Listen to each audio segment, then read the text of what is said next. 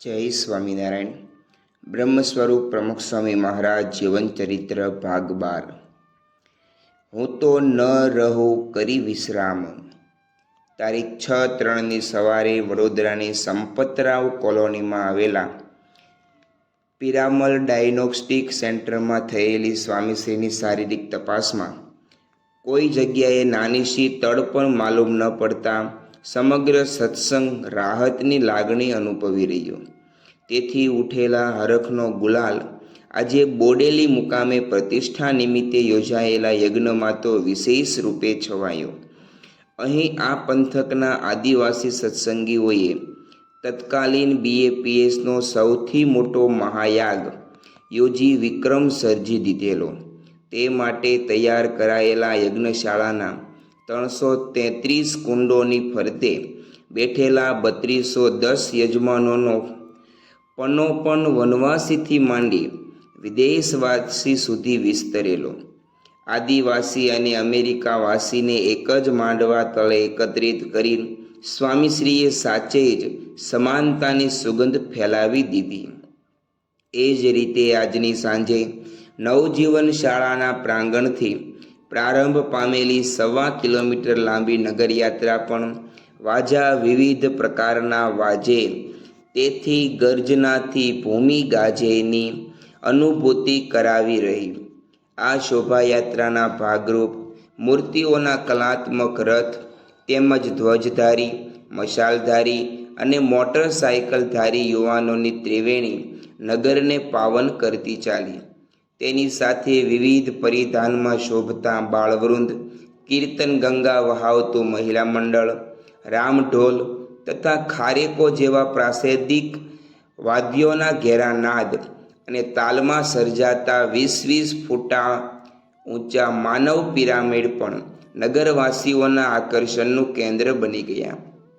વળી લાલ, લીલા, પીળા રંગના પરંપરાગત પરિવેશ અને કેડે તુંબડી તથા માથે શિંગડાના મુકુટની સજાવટમાં સજ્જ વનવાસીઓના લોકનૃત્યોની રમઝટ વગેરેએ તો શહેરવાસીઓને સ્થિર જ કરી મૂક્યા. આ સઘળી શોભાના પ્રેરક સ્વામીશ્રી તારીખ 7/3ની સવારે અટલાદરામાં ભોજન કરવા બિરાજ્યા. તે વખતે ઓરસંગ નદીના કિનારે વસેલા બોડેલીના નવનિર્મિત મંદિરમાં આજે યોજાયેલી મૂર્તિ સ્થાપના વિધિ જ વાતચીતના કેન્દ્ર રૂપે રહ્યો. તેમાં પુષ્ટિ કરતા સ્વામીશ્રી બોલ્યા, અટલાદરામાં મંદિરના બાંધકામનું કાર્ય ચાલી રહ્યું હતું ત્યારે ઓરસંગ નદીમાંથી જ રેતી આવતી હતી. થી બોડેલીના નૂતન મંદિર સાથે સંકળાયેલા તેઓ તારીખ 11/3ના રોજ તો ગોધરા જવા તૈયાર થઈ ગયા. અહીં પણ પંચમહાલ ક્ષેત્રના ભક્તોએ વહાવેલી સેવા અને સમર્પણની સરિતાના કાંઠે મંદિરનો માહોલ મોહરી ઉઠ્યો. તેની વધામણીના પ્રથમ ચરણ રૂપે આજની સવારે ST ડેપોના પરિસરમાં રચાયેલી યજ્ઞભૂમિમાં 47 કુંડોની ફરતે બેઠેલા 1506 યજમાનોએ આહુતિ આપેલી. તેના ફળરૂપે જાણે યજ્ઞનારાયણ સમા દેદીપ્યમાન નારાયણ સ્વરૂપ અત્રે 11 વાગે પ્રગટ થઈ ગયા. અલબત્ત તેઓનું સ્વાસ્થ્ય તો અહીં આવવાની ગતિવિધિના પક્ષમાં નહોતું જ. છેલ્લા 6 દિવસથી ચાલી રહેલી ફિઝિયોથેરાપીની સારવાર છતાં સ્વામીશ્રીના સાથળ, હાથ અને કમરના દુખાવામાં સંતોષકારક રાહત પહોંચી નહોતી. તેમાં 90 વર્ષની વયે વડોદરાથી ગોધરા સુધીની મોટર મુસાફરી દર્દને વકરાવે તેવી પૂરેપૂરી સંભાવના હતી. છતાં વિશ્રામને ઠુકરાવી સ્વામીશ્રી ગોધરા આવી પહોંચ્યા. તેઓના પ્રેમ અને પરિશ્રમે સૌને ગદગદ કરી મૂક્યા. એનો ભાવ પ્રભુ પર ભારી.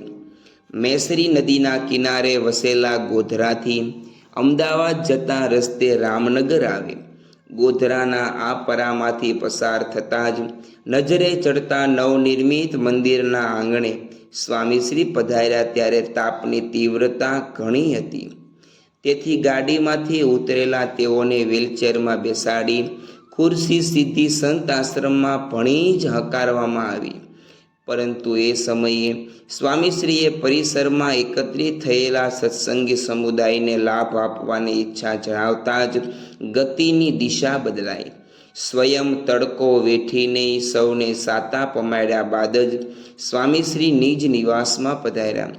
તેઓનું આ સ્નેહભીનું દર્શન ભક્તોના કાળજે કોરાઈ ગયું. પરંતુ સ્વામીશ્રી તો સૂર્ય અને સાગર સમા. સૂર્યમાંથી કદી એક જ કિરણ નીકળે, સાગરમાં ક્યારે એક જ તરંગ ઉઠે. સૃષ્ટિના આ પોષક તત્વોની તો અનંત સાથે મૈત્રી. તેમ સ્વામીશ્રીના ગુણ વૈભવનું પણ એવું જ. તેથી તેઓ ઉતારામાં પ્રવેશ્યા ત્યાં જ તેઓના સદ્ગુણની વધુ એક છટા પ્રકાશી ઉઠી. અત્રે હાલોલવાસી એક મહિલાએ પોતાની બચતમાંથી બનાવેલો સાચા મોતીનો હાર મંદિરના નિર્માણમાં વિશેષ જહેમત ઉઠાવનારા મહાપુરુષદાસ સ્વામીશ્રીને અર્પણ કરવા ગયા. પરંતુ એ હાર કંઠમાં ન પહેરતા હાથમાં લઈ સ્વામીશ્રી બોલ્યા, કાલે પ્રતિષ્ઠા થાય ત્યારે આ હાર ઠાકોરજીને ધરાવજો. આ ભલામણ કરનારા તેઓની ભક્તિ પણ સાચા મોતીની જેમ જ ઝગમગી ઉઠી.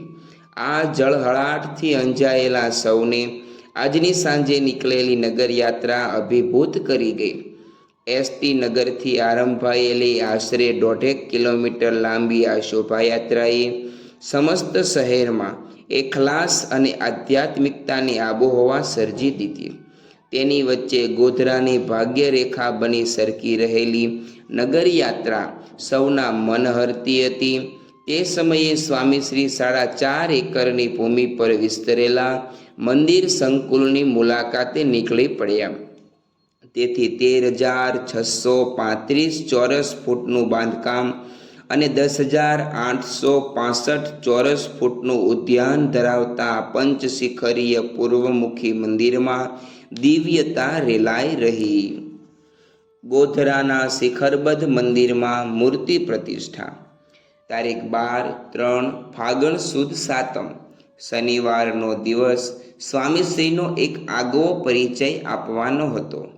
તેનું પ્રકરણ સવારે 8:38 વાગે ઉઘડ્યું.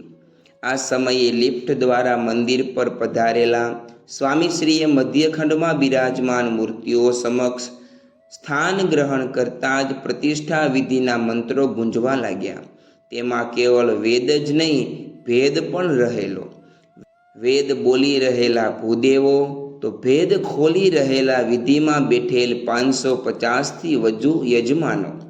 ગોધરા, કાલોલ, હાલોલ, દાહોદ અને ઝાલોદ આ 5 મહાલોના સમૂહ સમા પંચમહાલ ક્ષેત્રના આશરે 450 ગામોમાં વિસ્તરેલા તત્કાલીન સત્સંગના મુખ્ય પ્રતિનિધિ રૂપે આ યજમાનો સ્વામીશ્રીની દયા અને દાખલાના પુરાવા હતા. સમય, સંજોગ, સુવિધા, શરીર વગેરે સામે જોયા વિના આ ખડકાળ પ્રદેશના અંતરિયાળ ગામોમાં સ્વામીશ્રી અનેક વાર ઘૂમેલા. તેથી કંઈક વનવાસી અને આદિવાસી સહિત સવર્ણો પણ કુટેવો તથા કુસંસ્કારથી મુક્ત થઈ શુદ્ધ નીતિમય જીવન ગાળતા થયેલા. આ પરિવર્તનમાંથી પ્રગટેલી પ્રેરણા જ આજે દ્રષ્ટિગોચર થઈ રહેલા નાગર શૈલીના 72.3 ફૂટ ઊંચા શિખરના પાયામાં પુરાઈ હતી. જીઆરસી અને આરસીસીના સંયોજનથી પામેલા આ મંદિરના 8 ઘુમટીઓમાં પણ પેલા પરિવર્તનના જ પડઘા પડતા હતા. તો મંદિરના કલાત્મક 74 સ્તંભની કોતરણીમાં એ પરિવર્તનની ગૂંથણી હતી. પંચમહાલ પંથકના ઉત્થાન માટે સ્વામીશ્રીએ કરેલા તપ, ત્યાગ, તિતિક્ષા અને તપશ્ચર્યાના ફળ રૂપે જ આજે પદ્મ પુષ્પ સમૂહ મંદિર ખીલી ઉઠેલું તે સ્વામીશ્રીની પરાભક્તિનું પણ પ્રતીક. તેની પ્રતિષ્ઠાના પર્વે સ્વાસ્થ્યના કારણસર સ્વામીશ્રી આસન પર જ બિરાજી રહ્યા અને તેઓ વતી મધ્યખંડમાં અક્ષર પુરુષોત્તમ મહારાજ સમક્ષ મહંત સ્વામી તથા અન્ય ખંડોમાં સદગુરુ સંતો વિધિ સંપન્ન કરવા લાગ્યા. તે મુજબ ગર્ભગૃહની બહાર બેઠેલા સ્વામીશ્રીએ પુણ્યાહ વાચન બાદ ચલ મૂર્તિના પૂજન પ્રતિષ્ઠા કર્યા. ત્યારબાદ તેઓ મંદિરની મૂર્તિઓના અંગન્યાસ, નેત્રોનું અનાવરણ, આદર્શ નિવેદન, નૈવેદ્ય નિવેદન વગેરેના વિધાનને બેઠા બેઠા અનુસરી રહ્યા. તેની સાથે સ્વામી શ્રી દ્રષ્ટિ દ્વારા મંદિરની મૂર્તિઓમાં દૈવત પૂરતા ગયા. આ રીતે પ્રતિષ્ઠિત થયેલી મૂર્તિઓને સ્વામીશ્રીનું અર્ધ્ય ધરવામાં આવ્યું ત્યારે સર્વત્ર જય જયકાર થઈ ઉઠ્યો. તેની વચ્ચે પ્રભુ ચરણે પુષ્પાંજલિ ધરી સ્વામીશ્રી ત્રણેય ખંડ આગળ પધાર્યા અને સંક્ષિપ્ત આરતી દ્વારા ઠાકોરજીને પુનઃ વધાવ્યા. તે પછી તેઓ રામ પરિવાર તથા શિવ પરિવારનું પૂજન કરી અભિષેક મંડપમાં પહોંચ્યા. અહીં તેઓના કરકમળો વડે નીલકંઠ વર્ણિના આરતી અભિષેક થયા. તેની સાથે મંદિરના મધ્યની નીચે આવેલા સભાગૃહમાં પધારી સ્વામીશ્રીએ ગલીબીલી, દામાવાવ, આંતરસુબા, ઉચવાણિયા અને આગાવાડા ગામના મંદિરોની મૂર્તિઓમાં પ્રાણપુરી પ્રતિષ્ઠાનું પંચામૃત રેલાવી દીધું.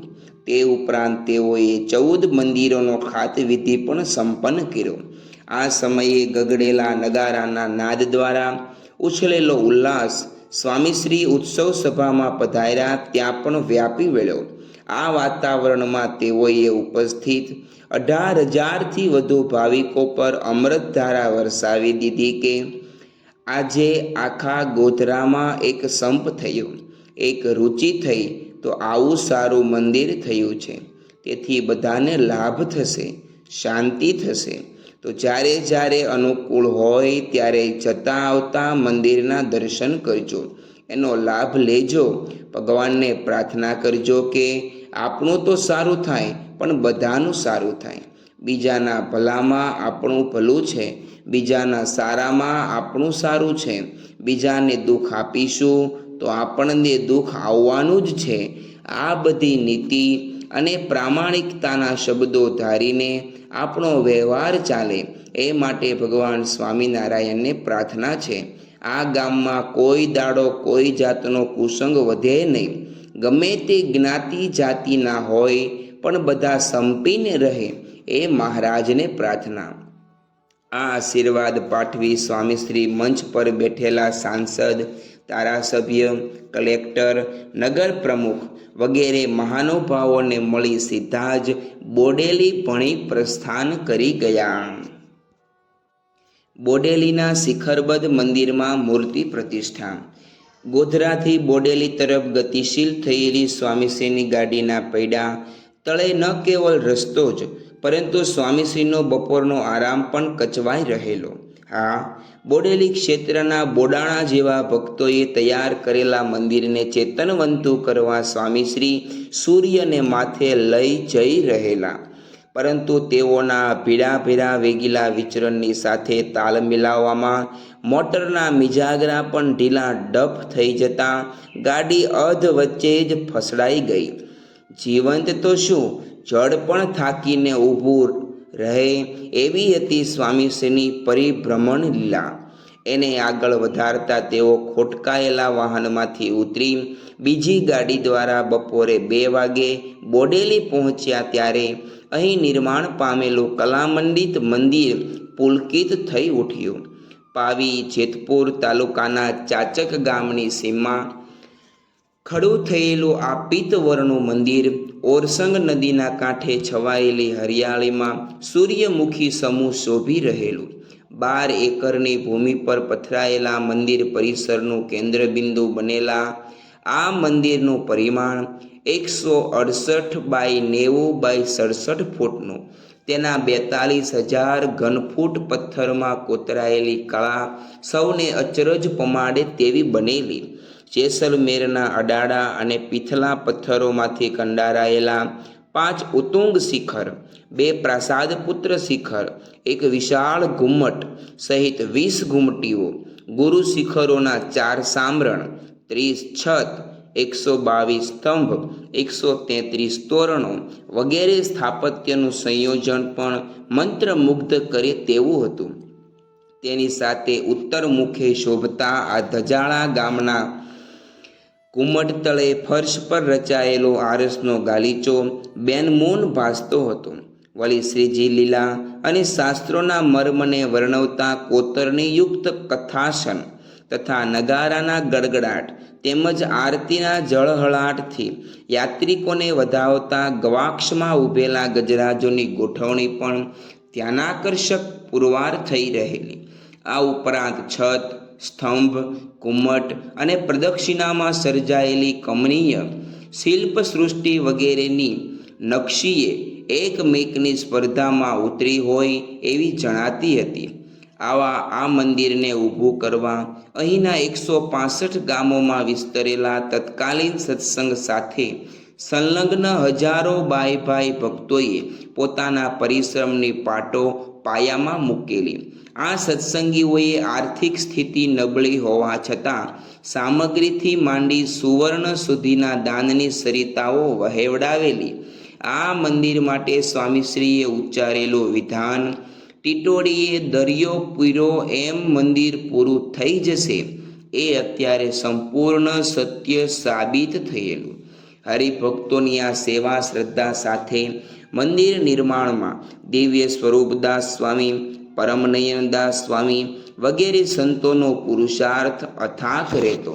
સૌની આ મહેનત સાર્થક કરવા સ્વામીશ્રી આરામ કર્યો ન કર્યો કરતાં સાંજે 4:15 વાગે તો મધ્યખંડના ગર્ભગૃહ સમક્ષ આવી બિરાજી ગયા. અહીં તેઓએ અમૃત ચોઘડિયામાં આરંભાયેલા વેદવિધિને અનુસરતા મૂર્તિ પ્રતિષ્ઠાનું કાર્ય સંપન્ન કર્યું. સ્વામીશ્રીનું આ ચરિત્ર સરખતા સમયે અવિસ્મરણીય બની રહેવાનું હતું.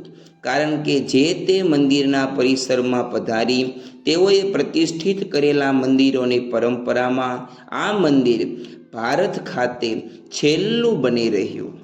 આ પ્રસંગ બાદ સ્વામીશ્રીના વરદ હસ્તે શિખરબદ્ધ મંદિરોની મૂર્તિ પ્રતિષ્ઠા તેઓ જ્યાં બિરાજમાન હોય ત્યાં જ કરવામાં આવે એવી પ્રથા રહેલી.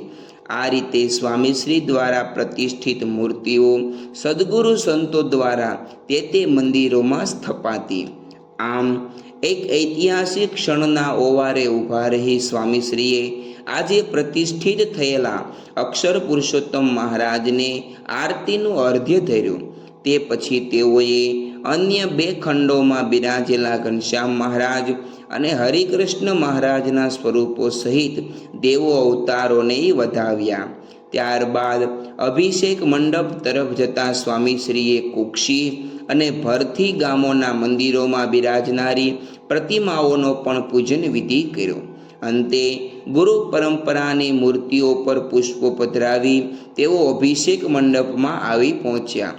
મંદિરની પાર્શ્વભૂમાં જ આવેલા દેવગૃહમાં બિરાજમાન મૂર્તિ માટે સ્વામીશ્રી બોલેલા, નીલકંઠ વર્ણી એવા પધરાવશું કે ઘણા ભક્તો ભાવિકો દર્શન કરવા આવશે. તમારી વ્યવસ્થા કરવી અઘરી થઈ પડશે. આજે એ સ્વરૂપમાં દૈવતપુરી તેઓ ઉતારા ભણી જઈ રહેલા ત્યારે સમગ્ર પરિસર હરિભક્તોથી હિલોળતું હતું. તે જોઈ સ્વામીશ્રીએ કહ્યું, અત્યારે નાની સભા કરી લઈએ. આ સાંભળી સંતોએ જણાવ્યું, બાપા, આજે આપે ખૂબ ભીડો વેઠો છે અને આવતીકાલે વિરાટ સભા યોજાય જ છે. આ મુદ્દાને પકડી સેવકો સમજાવવાની કોશિશ કરવા લાગ્યા ત્યારે સ્વામીશ્રી બોલ્યા, બધા પોતાની બુદ્ધિને રીતે જ વર્તે છે, એકની બુદ્ધિ પ્રમાણે ચાલો. તેઓના આ શબ્દોની ધારી અને ઘેરી અસર થતાં જ ઔપચારિક સભા તાત્કાલિક ગોઠવાઈ ગઈ. આ આયોજનથી હરિભક્તો કરતાં પણ વિશેષ સંતોષ તો સ્વામીશ્રી જ પામ્યા. શ્રી સ્વામિનારાયણ ભગવાનની જય. આગળનું વાંચન આપણે આવતીકાલે કરીશું. ત્યાં સુધી સર્વે હરિભક્તોને જય સ્વામિનારાયણ.